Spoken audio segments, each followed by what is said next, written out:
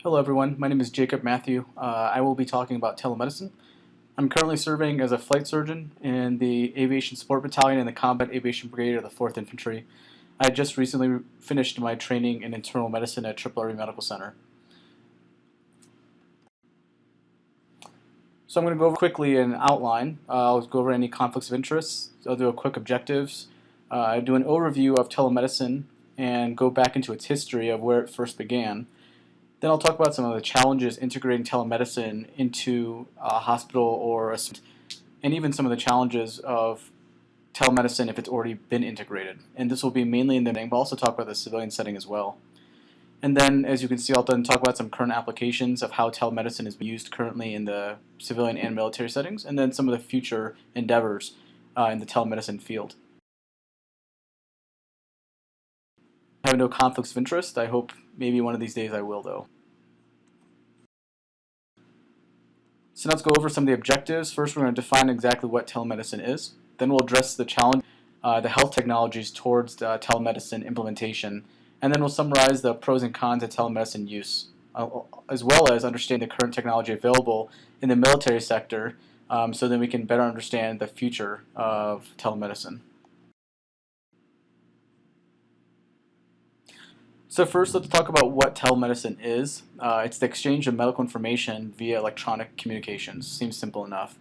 There's two types, the store and forward, and then the interactive type.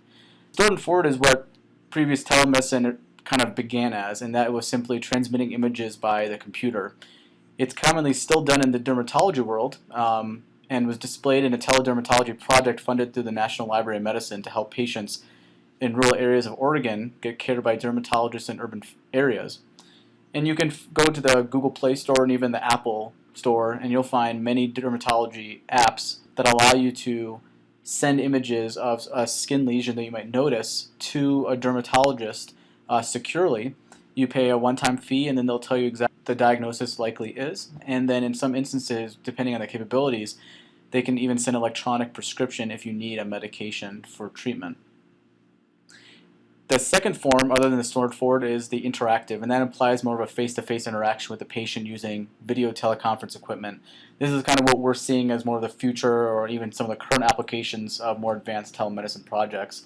We'll talk about that more later in the military section, but this is commonly done in behavioral health, where maybe a soldier, airman, seaman, etc., doesn't have access to a psychologist or psychiatrist, but the facility that they're at does have telemedicine capabilities, so this allows them to then connect with a psychologist or psychiatrist and then talk through the computer by being able to see them. So why exactly do we need telemedicine, or is it even used? So obviously we all know, being in the healthcare field, the costs are not getting better, they're actually increasing. And telemedicine was seen as a way that we can decrease costs. We'll again talk about it later. In the military sector, this has been a great tool to have in the deployed setting in theater, because it allows you to transmit information to a specialist who might be at an MTF at Tripler, like in the Pacific region, or even at Walter Reed, etc. And then before you make the decision to maybe air evac that patient or the soldier, etc., out, specialists see them and may decide, maybe the diagnosis is wrong, or it's a different thing, or maybe this doesn't need to be air evac. They can provide treatment options to maintain that soldier in a safe manner still in theater. And this is something I did a telemedicine and medical informatics talk previously at a national conference, and this was an image that I used at that, and I thought it still kind of resonated in the telemedicine world. And physicians, providers, etc., we all have really bad handwriting. I feel it's something that's required to even get into the advanced education training of the school. So what telemedicine allows you to do, medical informatics specifically, like EMRs, etc., is allows you to also make it safer, in the sense that now you can make sure the information that you meant to get across is getting across.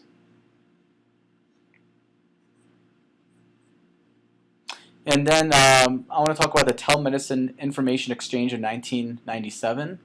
So it was developed by the Telemedicine Research Center in Portland, Oregon, and it's considered both a product and a vehicle of rapid growth of the telemedicine industry, which took off, again, during the rising costs of the healthcare industry. So Telemedicine really was born because of these high costs and, again, the need to defray those costs. And the purpose of this exchange is to facilitate the collection of information that's collected from telemedicine technology from many sources and providing an easy-to-use hypertext. So what does that all mean? It sounded kind of like it was all advanced wording that I was using. In short, what they're doing is they're using, I guess, just the area in Oregon, and they're spreading out more to the continental United States as well. But any information that they're gathering from telemedicine, they're putting it all together for research purposes.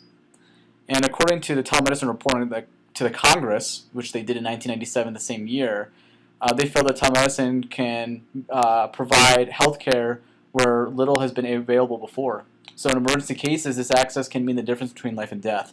And in particular, in those cases where fast medical response time and specialty care are needed, telemedicine availability can be critical. An example of this is a specialist at North Carolina University Hospital was able to diagnose a rural patient's hairline spinal fracture at a distance using telemedicine video imaging. So this would be more the interactive form, not the store and forward. The patient's life was saved because treatment was done on site without physically transporting that patient to located a great distance away. In addition, this 1997 report stated that telemedicine also had the potential to improve the delivery of healthcare in America by bringing a wider range of services such as radiology, mental health, and dermatology to underserved communities and individuals in both urban and rural areas.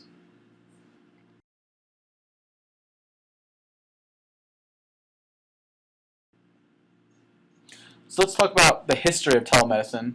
It actually dates back, this was surprising to me, to the 1960s, when physicians ran a microwave line under Boston Harbor to connect Massachusetts General Hospital, we all know it as MassGen, with Logan International Airport in order to examine patients at the airport clinic while avoiding Boston traffic.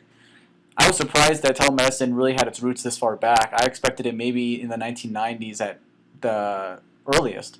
But here's an example of how they considered using telemedicine even in the 1960s. And that's to provide remote access to specialists, from the clinic in this airport to those that are in MassGen without having to transport them across the roads, which would increase time and potentially mortality and morbidity. And to provide direct patient care, remote monitoring, now we are able to do that. And then even just to provide medical education and mentoring to some providers who might not have access to it. An example of this was at one of the institutions I trained at when I was a third and fourth year medical student. It was in a rural area that you'll find it's the middle of nowhere.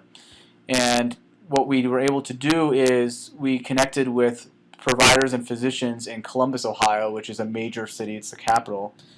And we listened to broadcasts over the internet through video teleconference equipment. And then they would bring in patients who are volunteering, and we would be able to see their examination, etc., using this. So it's not really just limited to patient care, but it can be used for medical education and to also provide more information to the consumers.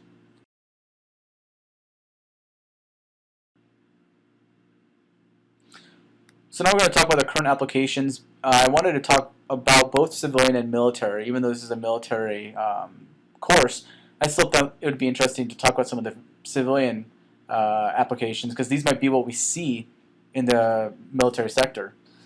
So the first is a virtual doctor. I put to this video if you want to watch it. And again, some of the major applications for the civilian sector are based off of the specialty fields, whether it's critical care, PM&R, which is physical medicine and rehab, along with physical therapy, dermatology, neurology, etc. So I'll kind of go through some of the specific fields and how telemedicine has been integrated into them. So we'll start with neurology. So in the field of neurology, the mortality condition that they're dealing with is strokes. And Telestroke is the name of a network that is present connecting Massachusetts, Georgia, and many of the other states along the Atlantic coast. And it has led to patients appropriately receiving TPA 20 minutes faster than patients outside of the network. They have facilities in Alberta, Canada as well, and it's not related to Telestroke, but these facilities in Alberta, Canada specifically did a study, and they were able to rule out stroke and avoid costly transfers using telemedicine equipment similar to what this Telestroke is using. Also, studies in California and Boston found that the diagnosis was more accurate when using video teleconferencing equipment than just over the telephone. So what we might consider the old school form of consulting was to call up the provider, present the case to them, and then they would have to, render a diagnosis, potentially even a treatment. Right? And in the field of neurology specifically, which is so image dependent on CT, MRI, etc., this is obviously not the best way to provide the best optimal patient care. So California and Boston did their own independent studies, and they found that, as we would expect, using video teleconferencing, where you can then show imaging, MRI, CT, it was able to decrease morbidity and mortality. Next, critical care. And the ICUs have cameras that are mounted in the rooms for each patient, and they can be remotely controlled. An example of this is in a hospital I rotated at in Ohio as a medical student. This was actually in Columbus, Ohio. The on-call critical care doctor was able to log in from home, access the cameras in each patient room, and monitor any treatments. So an example, when we were there, I was a fourth-year medical student at the time, and we had a patient that was admitted overnight, and they needed to have a central line difficult procedure given the acuity of the patient's current state of health. So the resident at the time asked the staff physician who was on call to log in and watch the procedure and provide any feedback that they could. And they were able to do that. It was amazing. They failed to tell me that they even had this technology. And again, I was rotating from a rural hospital, so this was the last thing I expected this hospital to have in their rooms. And I'll note your student, I was gowned and draped, and I was this first assist for the placement of this line. And all of a sudden, I heard deep breathing. And I knew it wasn't the patient, I was looking around, I couldn't tell where this was coming from. And then all of a sudden I heard, no, a little to the left, and I almost jumped and just ruined the sterilization of the entire field because I had no idea what was going on. And then I looked at the resident, he said, the attending's watching. And I looked up in the corner and I saw this camera and it was nodding yes. First experience with this kind of technology, but it was amazing. The assistance that it could provide, and it could decrease the stress level for a resident particularly. It was also used when there was a code going on in another patient, I think a few days later, and the attending logged in and watched the code and was able to provide feedback for that code. And what's important, a lot of us as providers know, is when you're running a code, you need to do your best not to get involved in the code.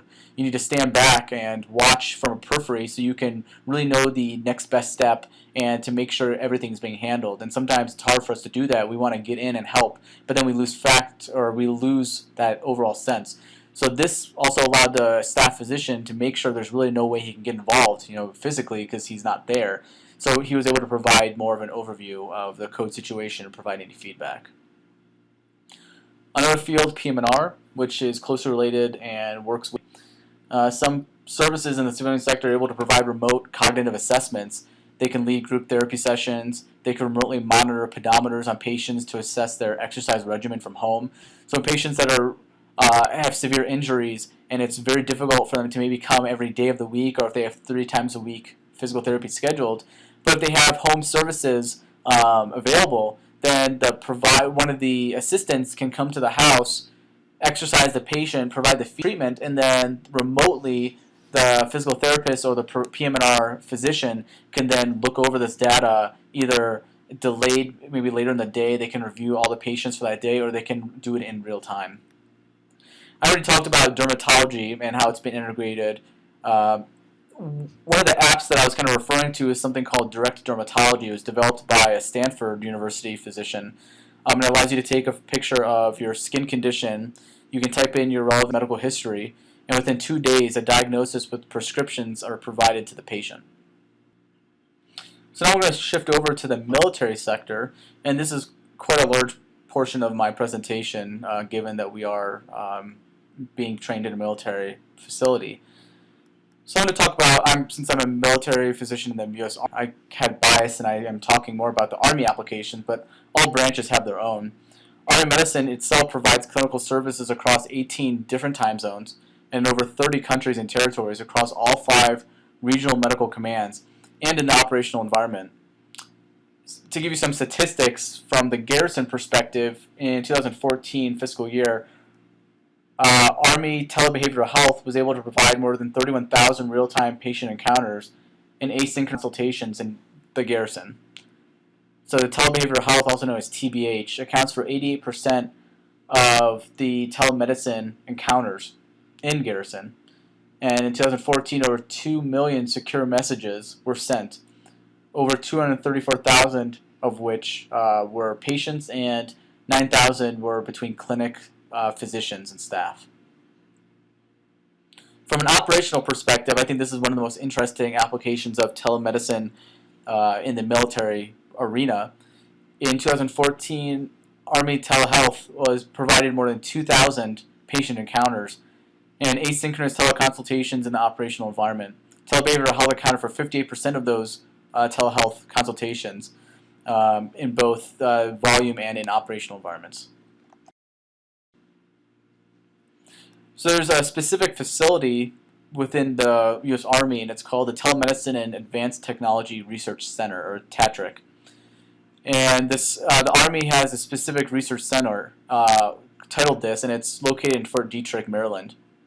The goal of the program is to combine health information technology, such as electronic health records, informatics, which comprises statistical data from patient records, telemedicine, and training systems to develop solutions to gaps that currently exist in military healthcare. It is made up of various what they call labs, which, important for this course, includes medical modeling and simulation, or MMSIC. Unfortunately, not much information was provided about the program on their website. They're still in the process of developing that website. But I was able to decipher that they do work with program developers to create realistic biologic and physiologic engines to put into simulators. This is similar to a discussion point that our professor put up last week, talking about the importance of how realistic a physiologic engine to mimicking on a mannequin, etc., and how that can deter or decrease your ability to really have adequate training. Because if it's not realistic, maybe then you go to the real thing, it's not going to be one-to-one, it's not going to be similar because of how off it was. The picture to the top right, while looking as though it's an operational photo from surgery, it's actually a picture of a mannequin that has been developed at TATRIC and is used for training.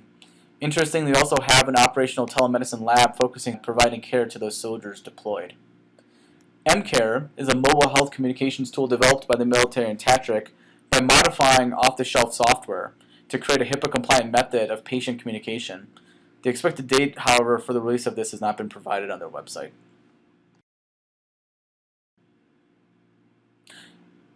Similar to what I just talked in the last slide regarding the realism of physiology and the engines that are developed to then pushing out into simulators, BioGears is a $7 million 5-year research project that involves open source modeling of human physiology, and the goals of this is creating a simulator that can realistically react to traumatic intrusions. So this is similar again to what we kind of talked about past 2 weeks in trying to create not necessarily realistic physics of potentially blood flow, cardiac output, etc., but creating a realistic psychological reaction. And that's exactly what BioGears is trying to do. So let's talk about the history of military telemedicine and telehealth. In April of 2004, AMED approved the use of Army Knowledge Online, which is also known as AKO, as an electronic email system as a teleconsultation service for remote teledermatology consultations from healthcare providers in Iraq, Kuwait, and Afghanistan to medical subspecialists in the United States. So going back to one of my first few slides where we talked about the different types, this would be more of the store and forward type of technology instead of the interactive. The success of the system resulted in an expansion of the telemedicine program to include 11 additional clinical specialty services, to include burn trauma, cardiology, infectious disease, nephrology, among others. The goal of the program is to provide a mechanism for enhanced diagnosis of remote cases, resulting in a better evacuation system. It provides a standard practice for managing acute and emergent care between remote medical providers in the austere environment and rare-based specialists in a timely and consistent manner. The system itself is similar to PATH, which I will discuss below. In short, PATH was a system developed for the Pacific region, and it's centered in Tripler, and it provides providers or physicians with an ability to consult a specialist and an MTF through a contact group. The project manager removes any information that is not HIPAA compliant and then transmits the information to a clinical champion for the appropriate subspecialty that that question involves. And then the champion will then find the consultant to assign the case to. Statistics from 2007 showed that almost 2,300 consultations were performed in a 3-year period with a 5-hour average response time. The most common consult was for dermatology, and the second most was for infectious disease. In the operational environment, currently some installations are able to provide Skype-like time consultation with specialists at major MTFs. Rudimentary technologies such as cell phone cameras have been used to take pictures of EKGs to send to cardiologists for review.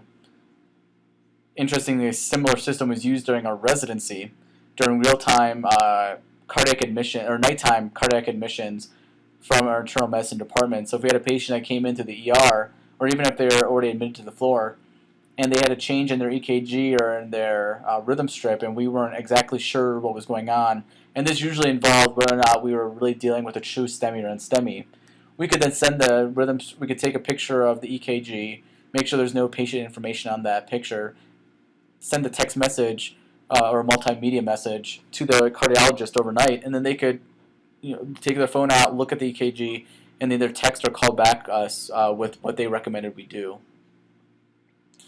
The Army Hospital in Bagram, Afghanistan, for example, has been using technology and telehealth, and it uses something called the VTC system in the operating room for teleneurosurgical mentoring. This system allows general surgeons operating on a patient in theater to consult with specialists at Walter Reed Army Medical Center in D.C. These physicians are linked into the operation via VTC.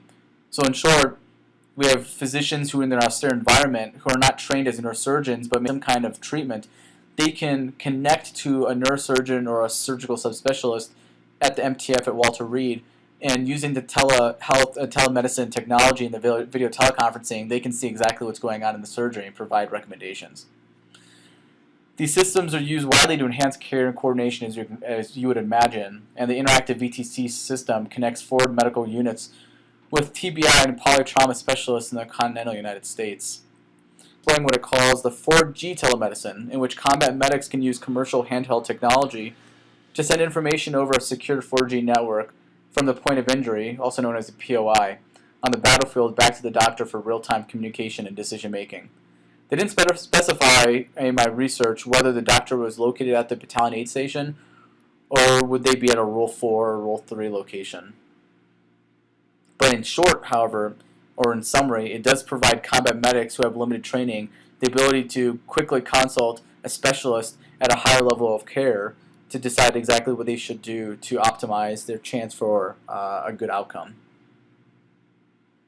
The same technology did experiment with virtual tactical combat care cards, also known as TC3, which normally note injuries on a card, just like a note card, which is then using a piece of metal wire attached to the soldier who's injured. And when they arrive to the higher level of care, you can take this card out and see exactly what kind of injuries you're dealing with. But using this 4G technology, they created a virtual combat care card, and the information was sent to surgeons back at the Role 2, which is in the Army specifically, the forward surgical team, and allowed them to prepare for treatment of the patient before that patient arrived. This can also help prioritize treatment and evacuation requests, shown at the bottom right of the screen. So this is what this 4G combat care card would look like. And what I meant by prioritizing treatment and evacuation, if the combat medic sent certain information to the Role 2, and the Role 2 physician said this patient, or feels this patient needs a higher level of care immediately, and by them coming to the Role 2 first, it would actually just be delaying their care, they can immediately communicate back to that combat medic telling them to bypass them and go straight. And as I talked about earlier, the PATH system, when I was a resident tripler, we used this PATH system, which was created by a pediatric cardiologist. The purpose of the program was to provide physicians within the Pacific of any military service, Army, Navy, and Air Force, the ability to contact specialists at Tripler for second opinions on the treatment of soldiers, airmen, sailors, etc. that they were seeing. Currently, the PATH system supports 16 different installations and averages about 3,000 cases a year. The program functioned as a forum, for example, if a provider in Guam had a patient who had complicated cardiac condition and they felt they may not have the resources to treat them in Guam. They can open a case and path. The case would get routed through the chief of medicine or surgery, depending on the condition, and they would then assign it to the cardiologist. The cardiologist would then see the question. The initial provider would actually provide all the details of past medical history, the physical exam, labs, and imaging. And they could then request more information, provide treatment option there, or they could just directly accept the patient for transfer to Tripler. At Launchstoel Regional Medical Center in the European Command, Launchstoel has implemented telehealth services to provide care to soldiers who are not in the region to help decrease the cost of transporting them to and from the hospital. Video teleconferencing equipment that has attached otoscopes, stethoscopes, and exam cameras allow for the best recreation of the exam experience possible. The program focuses on patient continued psychiatric consult and pre-surgical consultations. At Tripler, or at Tripler Medical Center specifically, there are 3 major military installations: Shafter, Schofield, and Tripler. While the island may be small, commuting between the locations is very difficult. Army Telebehavioral Health is a service provided throughout the Department of Psychology that allows patients who would like to participate in cognitive behavioral therapy, or CBT. This allows them to see providers who are physically located, for example, at Schofield, from a telehealth room at Tripler. Similar to the dermatology programs I discussed in the civilian sector, we also have it in the military as well. Teledermatology was developed by the Army and remains in use, and a study published in Military Medicine evaluated the service from 2004 to 2012 and found that between 2011 and 2012 alone, over 650 cases were reviewed with 98 hours, and they found the most common cases they saw were eczema, contact dermatitis, and non-melanomatous skin cancer. The most common procedure that they recommended was biopsy. Importantly, 46 of the cases from the same years in 2011 to 2012 resulted in an avoidance of unnecessary evacuations from the austere environment. I discussed this earlier on the previous slide, but something called has been used in the Army. When downrange, secure web-based systems allow for the transmission of data related to a soldier after they fill out a web-based form that includes questionnaires and cognitive screening tests. These are done for soldiers who they suspect suffered from a TBI, and they're reviewed by specialists stateside who can then provide recommendations to the provider in theater. Overall, the goal is to test the feasibility of remote cognitive assessment systems to allow medics to identify TBI syndromes in the field and hopefully provide definitive care or remove them from an environment where they feel might make their condition worse. Because we all know that time is muscle and brain tissue. In the neurology world, they say brain tissue is time as well. By using web-based forms, the providers can then reassess patients later on down the road and compare their new scores to their original baseline to monitor their performance. The same technology is currently used at many sporting events, and it's called the IMPACT test. The VA has implemented programs utilizing video teleconferencing equipment to allow soldiers who have suffered from TBI to be evaluated from home without having to come to the hospital. Now those who reside in rural communities can actually receive or continue to receive care. Furthermore, this actually allows providers in the rural communities to consult specialists who reside at larger hospital centers. The VA is also using VTC equipment to help train providers on TBI recognition and treatment. In the orthopedics world, orthopedics itself is commonly utilized in the deployed setting. It was interesting, from 2007 to 2009, they had over 208 consults from the austere environment to the MTF, with the most common being for a fracture, sprain, neuropathy, and tendon injury. Casting and splinting was the most common recommendation. And of the 170 consults requesting evacuation, only 17% only required evacuation after telemedicine evaluation. So as said earlier, the paper by Al Mahali et al. Found that the benefits studied by providers in a hospital studied in Saudi Arabia included a perceived improved quality of healthcare that could be provided to patients and the ability to increase access to healthcare. So from a purely military perspective, earlier cited studies have shown that it can help prevent unnecessary air evacuations, like we talked about in the previous slides, which among other benefits can ultimately save the government millions of dollars. So let's go over some of the challenges of integrating telemedicine into the hospital or even the clinic environment. One of the biggest challenges overall that face healthcare institutions when it comes to implementing telemedicine is having a basic EMR. I think we all have had experience with Alta and understand some of the shortcomings that it has and some of the positives that it has. And in any hospital, whether it's military or civilian, the EMR is never going to be perfect. There's always some limit. And integration of telemedicine into the EMR is vital to obviously having a successful telemedicine program.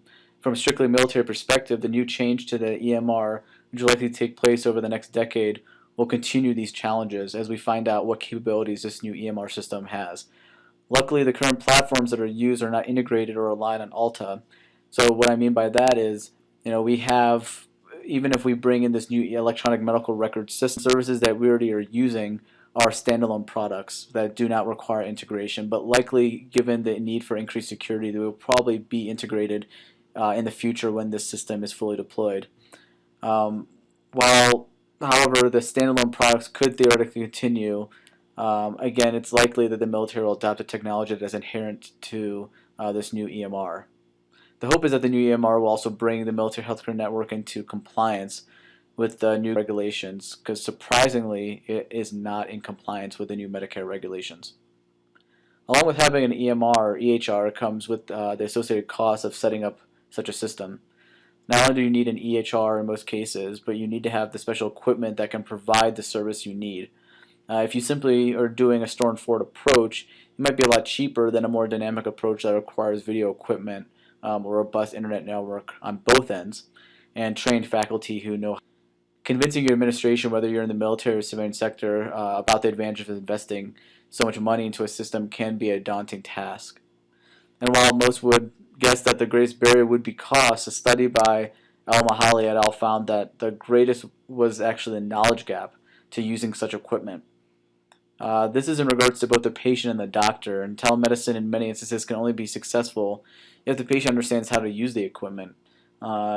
Citing back example of using telebehavioral health at Triple Army Medical Center, since we have three major healthcare bases that a patient could be seen at, and the example I provided was having a patient at Tripler see a provider who's physically stationed in Schofield Barracks. If you don't have staff at Tripler that know how to use the equipment to set up that encounter, it doesn't matter if you have great equipment back at Schofield Barracks, because you need to have both the equipment and the knowledge to make it work.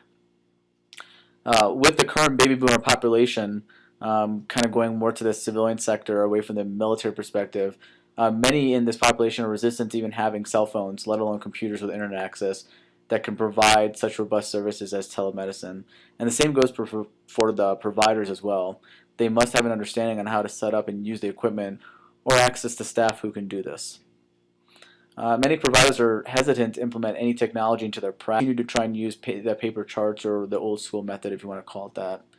And while in the military you're forced to use Alta, many refuse to go any further than this, for example using Dragon, Speak, or AsiType, as these are perceived as decreasing their efficiency and ability to see patients in a timely manner. Next, providing telemedicine specifically to veterans can be difficult because of the reasons I stated above, and that is the age gap with the advancement of technology has led many to not know how to use some of the technology required to telemedicine services at home. Lastly, one area that I did not know until I researched this area was problems with informed consent. A lawyer who works with hospitals stated that obtaining informed consent prior to initiating a telemedicine session is difficult for many providers to obtain or even remember to obtain. So even though we are normal or used to obtaining consent when we're seeing someone in person, and it appears to be second nature, just to do that, we forget to do it in a telemedicine session because we're not physically touching the patient or having that personal connection. We're doing it through a computer screen, so it's easy to forget about that. So next we'll talk about the future of telemedicine.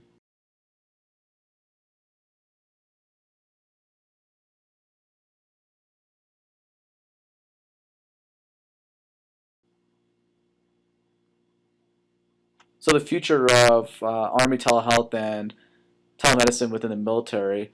Army telehealth specifically, which is under Army Medical Command, is planning a 3-year expansion of the telehealth services, which includes establishing a virtual patient-centered medical home, optimizing provider consultation capabilities, expanding clinical VTC, and piloting the use of remote health monitoring in the treatment of chronic diseases such as using Bluetooth-enabled glucometers, and enhancing the telehealth operating company model for consistent clarity, relevancy, and accountability across Medcom. In fiscal year 2015, the Army will also provide incentives to encourage the use of telehealth through the Army Medical Command Integrated Resource and Incentive System, also known as IRIS. The IRIS model will provide financial incentives per telehealth encounter with the goal of increasing its overall utilization.